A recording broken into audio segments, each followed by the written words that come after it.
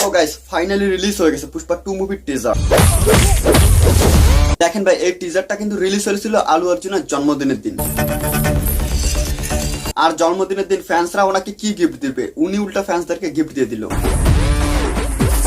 আর বিশ্বাস করেন অর্জুন ভাই ফ্যান্সরাও আপনার কাছে এরকম গিফটে এক্সপেক্ট করে। আচ্ছা চলুন ওসব কথা বাদ দিয়ে একটু টিজারটা নিয়ে কথা বলা যাক। দেখেন ভাই এই টিজারটা ছিল 1 মিনিট 8 সেকেন্ড, আর এই 1 মিনিট 8 সেকেন্ড আলু অর্জুনের কোনো ডায়লগে ছিল। আমার মনে হয় যে এখানে ওনার ডায়লগ দেওয়ার কোনো প্রয়োজন নেই, কারণ ওনার যে এন্ট্রিটা ছিল না, এন্ট্রিটাই পুরো জোস লেভেলে। আর বিশ্বাস করেন আমার কাছে পুরো টিজারের মধ্যে সব থেকে ভালো লাগছে এই স্টাইলটা।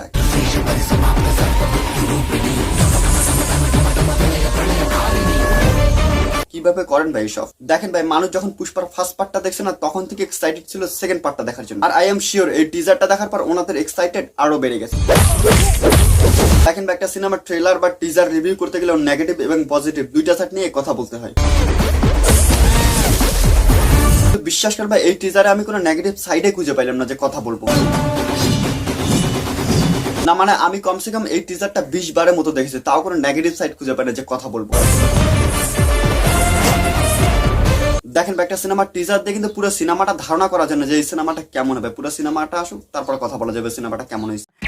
তো আজকের ভিডিও শুধু এই পর্যন্ত। ভিডিওটা কেমন লাগলো কমেন্ট করুন, ভালো লাগলে লাইক করুন, চ্যানেল হলে সাবস্ক্রাইব করুন। দেখা হচ্ছে পরবর্তী ভিডিওতে। Bye bye.